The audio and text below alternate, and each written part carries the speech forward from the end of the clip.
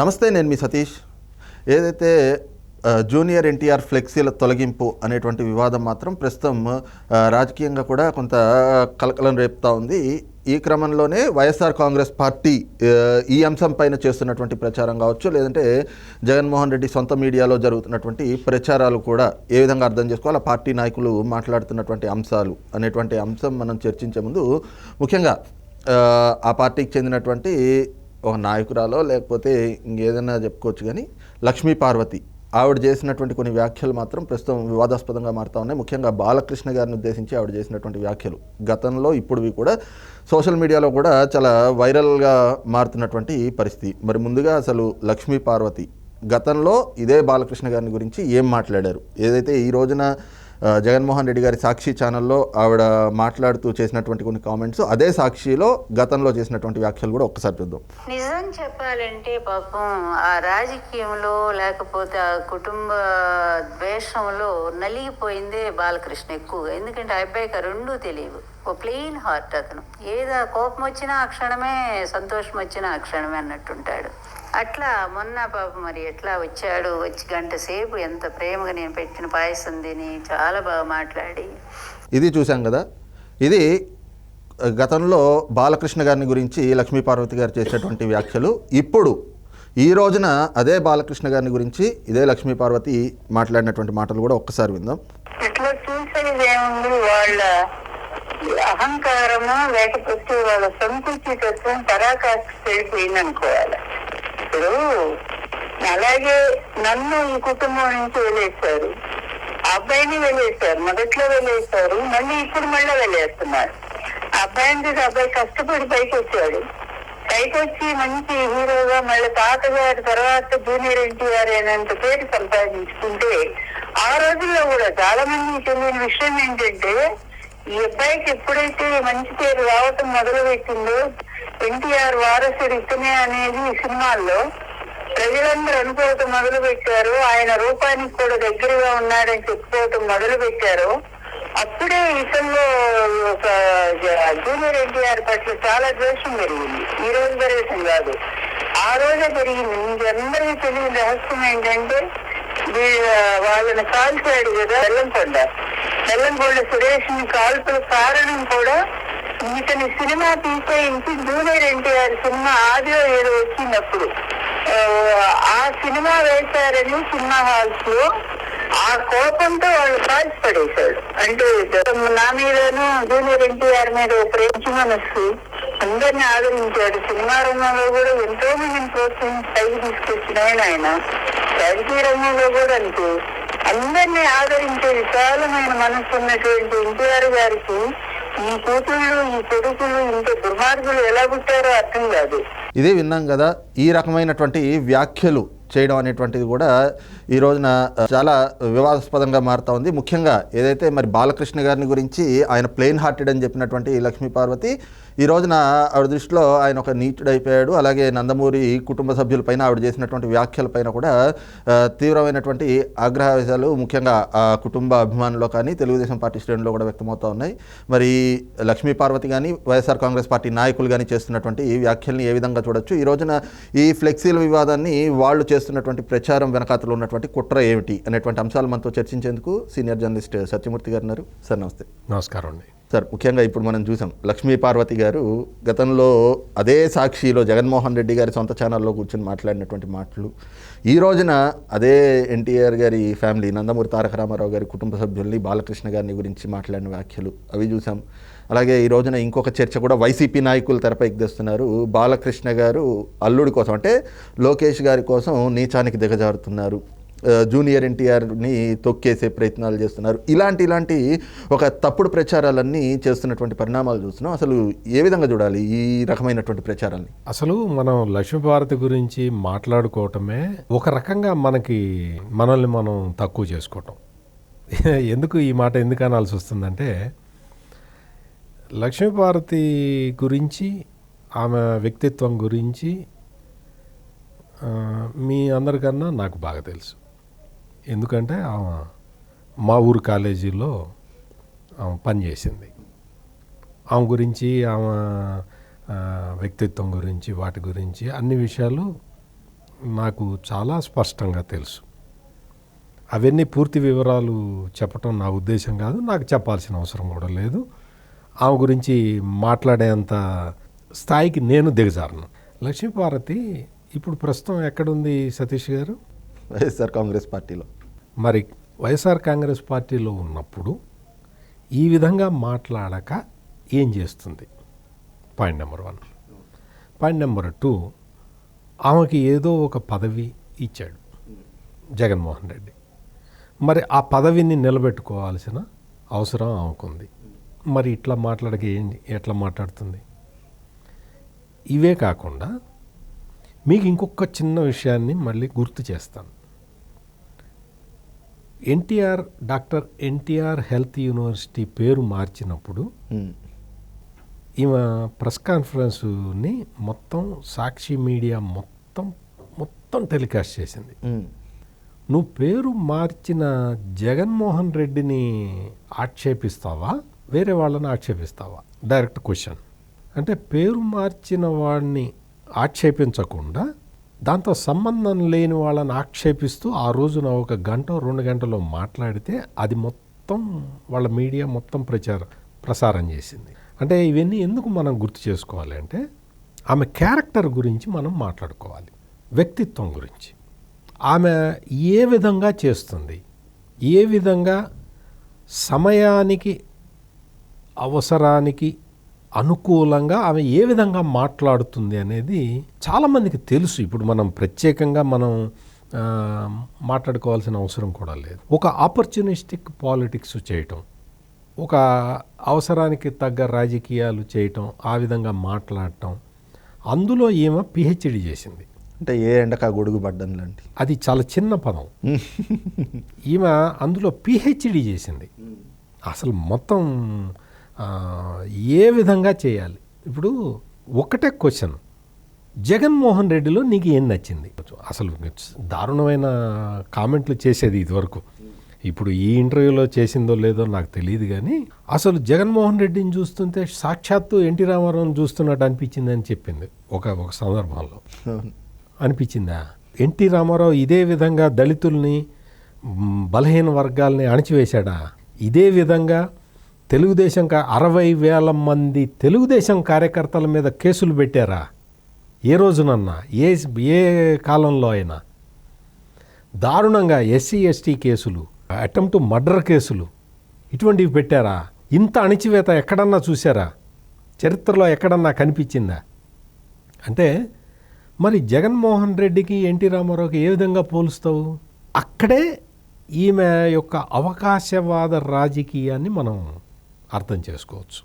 ఇప్పుడు మీరే వినిపించారు, బాలకృష్ణ చాలా అమాయకుడని, చాలా ఏది కోపం వచ్చినా పట్టలేడు, ఆవేశం వచ్చినా పట్టలేడు, ఆనందం వచ్చినా పట్టలేడు అని. మరి ఇన్ని విషయాలు తెలిసిన దానివి ఈ రోజున ఒక ఫ్లెక్సీ అక్కడ జరిగింది ఏంటి?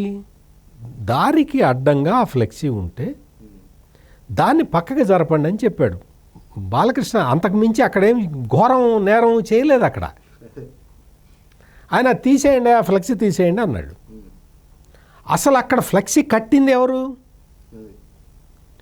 వైసీపీ ఇంత గొడవ చేస్తున్నది కాబట్టి నేనేం చెప్తున్నాను అంటే ఆ ఫ్లెక్సీని బహుశా వైసీపీనే అక్కడ కట్టించి ఉంటుంది. కొడాలి నాని, లక్ష్మీపార్వతి లాంటి వాళ్ళు ఉన్నారు కదా, వీళ్ళతోటి ఆ ఫ్లెక్సీని అక్కడ కట్టించిందా అనే అనుమానం నాకు ఇప్పుడు కలుగుతున్నది. నీకు ఆ ఫ్లెక్సీ ఆ దోవకు అడ్డంగా ఉంది, తీసేయమని చెప్పాడు. అందులో జూనియర్ ఎన్టీఆర్ ప్రస్తావన ఎక్కడుంది? జూనియర్ ఎన్టీఆర్ని అవమానించడం ఎక్కడుంది? చాలా సందర్భాల్లో, అంటే పర్టికులర్గా దురదృష్టవశాత్తు హరికృష్ణ చనిపోయిన తర్వాత కళ్యాణ్ రామును కానీ జూనియర్ ఎన్టీఆర్ని కానీ నా బిడ్డలు అనే సంబోధించాడు బాలకృష్ణ. అవును, ఏ మీటింగులో అయినా, ఏ సమావేశంలో అయినా నా బిడ్డలు అనే చెప్పాడు తప్ప నా అన్న కొడుకులు అని చెప్పలేదు. అంటే అంత ఆపేక్షతోటి ఉండే బాలకృష్ణ జూనియర్ ఎన్టీఆర్ ఫ్లెక్సీని తీసేయమని చెప్తాడా? అక్కడ ఉన్న పరిస్థితిని బట్టి ఆయన దాన్ని తీసేయండి, అక్కడ దోవకు అడ్డంగా ఉందని ఆయన చెప్తే దాన్ని వైసీపీ సోషల్ మీడియా ఇంత దారుణంగా ట్రోల్ చేయటం ఏంటి? బాలకృష్ణ అల్లుడి కోసం ఇదంతా చేస్తున్నాడు. ఏం చేస్తున్నాడు? అల్లుడి కోసం చేసేదేంటి? లోకేష్ పెద్ద నాయకుడు, ఆయన ఈ లక్ష్మీపార్వతికి ఆ విషయం తెలీదు. లోకేష్ యువగళం పాదయాత్ర చేసి అన్ని 3,000 కిలోమీటర్ల పైన తిరిగి ఇన్ని లక్షల మందిని కలిసి జగన్మోహన్ రెడ్డి ప్రభుత్వం చేస్తున్న అకృత్యాలని మొత్తం ప్రజలకి విడమరిచి చెప్పి ఒక తెలుగుదేశం పార్టీని ఈ రోజున ఒక ఉచ్చ స్థితికి తీసుకొచ్చి నిలబెడుతున్న నాయకుడు లోకేష్. సార్, ఇక్కడే ఒక ముఖ్యమైన విషయం ఏంటి అంటే, జూనియర్ ఎన్టీఆర్ అనేటువంటి వ్యక్తి రాజకీయాలకి సంబంధం ఉన్నటువంటి వ్యక్తి కాదు. ఓకే, గతంలో తెలుగుదేశం పార్టీ తరఫున ప్రచారం చేశారు. అనేక సందర్భాల్లో కూడా ఇది మా తాతగారు పెట్టిన పార్టీ, నేను ఆ పార్టీతో ఉంటాను, ఆ పార్టీకి అనుకూలంగా ఉంటాను అని చెప్పారు చెప్తే, ఆయన సినిమా ఇండస్ట్రీకి సంబంధించినటువంటి వ్యక్తి. మీరు ఇప్పుడు చెప్పినట్లుగానే నారా లోకేష్ అనేటువంటి వ్యక్తి ఏ రోజు సినిమా రంగం వైపు వెళ్ళినటువంటి వ్యక్తి కాదు. ఆయన మొదటి నుంచి రాజకీయాల్లో ఉన్నారు. ఈ రోజున బాలకృష్ణ గారు ఏ విధంగా లోకేష్ గారి కోసం జూనియర్ ఎన్టీఆర్ని తొక్కేస్తారు అనేటువంటి అంశాన్ని మనం చూడాలి. ఇదే లక్ష్మీపార్వతి చెప్పే దాంట్లో ఏమాత్రం లాజిక్ ఉండదు అని చెప్పటానికే నేను కూడా ఈ విషయాన్ని ప్రస్తావిస్తున్నా. ఇప్పుడు బాలకృష్ణ అసలు అంత సంకుచిత మనస్తత్వంతో ఆలోచించడం అనే విషయం అందరికీ తెలుసు. ఎందుకంటే బాలకృష్ణ ఎమ్మెల్యేగా గెలిచి ఆ ఎమ్మెల్యే హిందూపూర్ ప్రజలందరూ కూడా బాలకృష్ణకి బ్రహ్మరథం పడతారు. ఆయన అటువంటి నాయకుడు. మనం చూసాం, మనం చంద్రబాబు నాయుడిని జగన్మోహన్ రెడ్డి కక్షపూరితంగా స్కిల్ డెవలప్మెంట్ కేసులో అరెస్ట్ చేసినప్పుడు ఆయన వచ్చి మీరెవ్వరూ అధైర్యపడద్దు, మేమందరం ఉన్నాము, మిమ్మల్ని మేము మా సొంత బిడ్డల్లాగా కాపాడుకుంటాము అని చెప్పి తెలుగుదేశం కార్యకర్తలకి బాలకృష్ణ ధైర్యం ఇచ్చాడు. అంటే మనం బాలకృష్ణలో ఏదో సినిమా నటుడి కింద కాదు, ఆయన ఒక ప్రజా నాయకుడిగా కూడా మనం చూడాలి. అటువంటి వ్యక్తి జూనియర్ ఎన్టీఆర్ అంటే ఒక ఇది పెంచుకుంటాడా? అవసరం ఏముంది? ఆయన ఒక సినిమా నటిస్తే 100 కోట్లు, మినిమం 100 కోట్లు వస్తాయి. అటువంటి బాలకృష్ణ జూనియర్ ఎన్టీఆర్ మీద కక్ష పెంచుకున్నాడు. జూనియర్ ఎన్టీఆర్ మీద కక్ష ఎందుకు పెంచుకుంటాడు? అందరూ అసలు నందమూరి ఫ్యామిలీ ఎట్లా ఉంటుందంటే అండి, వాళ్ళ అందరూ కూడా క్లోజ్ నెట్టెడ్ ఫ్యామిలీ. అంటే వాళ్ళకి మీరు ఎక్కడన్నా గమనించండి, మీరు వాళ్ళందరూ కూడా మేమందరం ఒక్కటే అన్న భావనతోటే వాళ్ళు ఉంటారు తప్ప మేమందరం ఒకళ్ళకొకళ్ళకు పడదు అని చెప్పి ఎవరు చెప్పరు. ఎవరు చెప్పాల్సిన అవసరం లేదు. వాళ్ళకి అసలు ఫీలింగే ఉండదు. మీరు నివాళి అర్పించే కార్యక్రమంలో కూడా చూసాం. వాళ్ళు వచ్చారు, కళ్యాణ్ రామును జూనియర్ ఎన్టీఆర్ వచ్చాడు, వాళ్ళు శ్రద్ధాంజలి ఘటించారు, వాళ్ళు వెళ్ళిపోయారు. తర్వాత వీళ్ళ ఫ్యామిలీ వచ్చింది, వీళ్ళు చేశారు, బాలకృష్ణ వచ్చాడు. ఈ విధంగా వాళ్ళకు ఒక ప్రోగ్రాం ఉంటుంది. ఆ ప్రోగ్రాం ప్రకారం వాళ్ళు చేసుకుంటూ పోతారు. లక్ష్మీపార్వతి లాంటి వాళ్ళకి ఆ కుటుంబంలో ఒక తగాద వస్తే బాగుండు, వాళ్ళల్లో వాళ్ళు కొట్టుకుంటే బాగుండు, వాళ్ళందరూ కూడా చంద్రబాబు నాయుడు మీద తిరగబడితే బాగుండు అని అనుకుంటుంది లక్ష్మీపార్వతి. కానీ ఆ కళ నెరవేరదే. నాకు తెలిసి లక్ష్మీపార్వతి జీవించి ఉండగా ఆ కళ నెరవేరదు. ఈ మాట ఎందుకు చెప్తున్నానంటే, కుటుంబంలో ప్రతి ఒక్కళ్ళని గౌరవించే వ్యక్తి చంద్రబాబు నాయుడు. ఆయన వ్యక్తిగతంగా ఆయనంటే చాలా అటాచ్ తోటి ఉంటారు. మీకు లేటెస్ట్ ఎగ్జాంపుల్ చెప్తాను. నందమూరి తారక రత్న మరణించినప్పుడు, దురదృష్టవశాత్తు ఆయన మరణించిన సమయంలో ఆయన కుటుంబాన్ని వాళ్ళని దగ్గరుండి చంద్రబాబు నాయుడు, లోకేష్ ఏ విధంగా చూసుకున్నారో మనకు స్పష్టంగా కనిపించింది. అంటే వాళ్ళు అంత సహృదయంతో ఆలోచిస్తారు, కుటుంబ పెద్దగానే ఆలోచిస్తారు వాళ్ళు. అంతే తప్ప కుటుంబం మొత్తాన్ని తొక్కేయాలి, కుటుంబం మొత్తాన్ని సపరేట్ చేయాలి అని లక్ష్మీపార్వతిలాగా ఆలోచించరు. ఇదే లక్ష్మీపార్వతి ఎన్టీ రామారావుని తిట్టిన వీడియోలు కూడా ఉన్నాయి.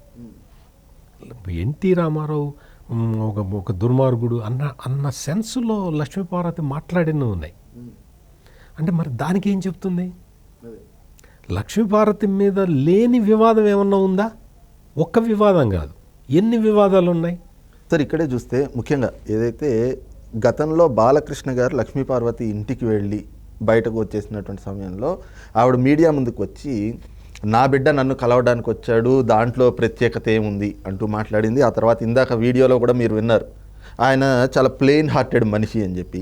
అలాంటిది రామారావు గారి కుటుంబ సభ్యులుగానో లేదంటే ఎన్టీ రామారావు గారి కుమారుడిగా బాలకృష్ణ గారితో అంత ఇది అటాచ్మెంట్ ఉంది, నా బిడ్డ అంటూ మాట్లాడిన ఆవిడ ఈ రోజున అదే సాక్షి మీడియాలో మాట్లాడుతూ ఆయన కడుపున ఇలాంటి దుర్మార్గులు ఎలా పుట్టారు అని ఈ రకమైనటువంటి కామెంట్స్ చేయడము, at the same time Lokesh గారి కోసం జూనియర్ ఎన్టీఆర్ని తొక్కేస్తున్నారు అనేటువంటి ఈ ప్రచారం చేయటం దేనికి సంకేతంగా భావించాలి? లక్ష్మీపార్వతి ఇప్పుడు గతంలో ఆమె చెప్పిన విషయాన్ని బాలకృష్ణ నా బిడ్డ అంటే ఇమ్మీడియట్గా జగన్మోహన్ రెడ్డి ఆమెను ఆ పదవిలో నుంచి తీసేస్తాడు. ఆ విషయం లక్ష్మీపార్వతికి స్పష్టంగా తెలుసు. అందుకని బాలకృష్ణ నా బిడ్డ అనదు. పైగా ఇప్పుడు బాలకృష్ణని ఎంత తిడితే అంత బెనిఫిట్ జరుగుతుంది ఆమెకి. ఆమెకి జగన్మోహన్ రెడ్డి దగ్గర మార్కులు వేయించుకోవాలి కదా. జగన్మోహన్ రెడ్డి దగ్గర మార్కులు వేయించుకోవాలంటే ఏం చేయాలి? చంద్రబాబుని తిట్టాలి, లేకపోతే బాలకృష్ణని తిట్టాలి, లేకపోతే లోకేష్ని తిట్టాలి. వీళ్ళని తిడితేనే కదా జగన్మోహన్ రెడ్డి మార్కులు వేసేది. జగన్మోహన్ రెడ్డి దగ్గర మార్కుల కోసం పనిచేసే ఈ లక్ష్మీపార్వతి ఆమె చేసే వ్యాఖ్యలు ఇవన్నీ కూడా ఎవరు పరిగణలోకి తీసుకోవట్లేదు. మీరు అడిగిన క్వశ్చన్లో ఇంకొక పార్టు, లోకేష్ని వీళ్ళెవరు లోకేష్ కోసం ఇంకెవరిని తొక్కేయాల్సిన అవసరం ఇటువంటివి ఏం లేవు. Lokesh is a undisputed leader in Telugu Desam party. Junior NTR is not a politician. ఆయన సినిమా యాక్టర్. ఆయన సినిమాలకి పరిమితమై ఉన్నాడు. ఆయన కొత్త సినిమా ఏదో రిలీజ్ అవుతున్నది, దేవర అనే సినిమా. అది కూడా ట్రెమండస్ సక్సెస్ సాధించబోతున్నది. అందువల్ల ఆయన ఒక హీరోగా ఆయన ఉన్నాడు. ఆయన తన పని తాను చేసుకుంటున్నాడు. లోకేష్ తన పని తాను చేసుకుంటున్నాడు. ఆయన ఆంధ్ర రాష్ట్ర ప్రజల కోసం లోకేష్ పనిచేస్తున్నాడు. ఆంధ్రప్రదేశ్ ప్రజలు భయంలో బిక్కుబిక్కుమంటూ ఉంటే వాళ్ళకి ధైర్యం చెప్పే పనిలో లోకేష్ బిజీగా ఉన్నాడు. ఖాళీగా ఉన్నది ఎవరు అంటే లక్ష్మీపార్వతి. అందుకని ఈ లక్ష్మీపార్వతి ఇటువంటి కామెంట్సే చేస్తుంది.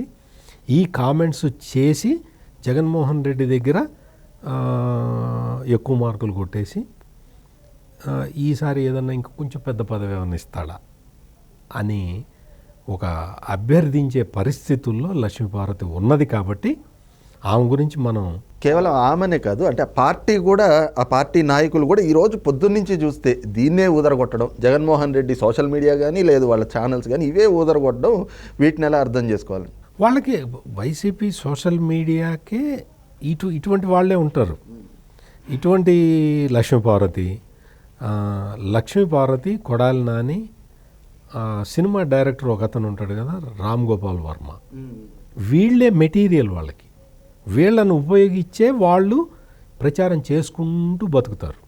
ఈ ప్రచారాలన్నీ కూడా అయిపోయినాయి. ఇంకా వైసీపీ సోషల్ మీడియా చేసే ఇటువంటి ప్రచారాలని, సోషల్ మీడియానే కాదు వైసీపీ మెయిన్ మీడియా చేసే ఇటువంటి ప్రచారాలని కూడా ఆంధ్రప్రదేశ్ ప్రజలు నమ్మే పరిస్థితి లేదు. రైట్, ఇది చూస్తున్నాం కదా, కేవలం రాజకీయ లబ్ధి పొందేందుకు కుట్రల్లో భాగంగానే ఈ రోజున ఈ విధమైనటువంటి లేని వివాదాలని సృష్టించి తద్వారా లబ్ధి పొందాలి అనేటువంటి ఒక కుయుక్తలకైతే జగన్మోహన్ రెడ్డి పన్నుతా ఉన్నాడు. అందులో భాగంగానే ఈ విధంగా కొంతమంది లక్ష్మీపార్వతి, కొడాలి నాని లాంటి పెయిడ్ ఆర్టిస్టులని తెరపైకి తెచ్చి తమకున్న మీడియా బలం ద్వారా ఈ రకమైనటువంటి తప్పుడు ప్రచారాలు అయితే చేయిస్తున్నారు. కానీ ప్రజలు మాత్రం ఇలాంటి అంశాలను విశ్వసించేటువంటి పరిస్థితి లేదు అన్నటువంటి భావాన్ని సీనియర్ జర్నలిస్ట్ సత్యమూర్తి గారు వ్యక్తం చేస్తూ ఉన్నారు. Thank you. నమస్కారం.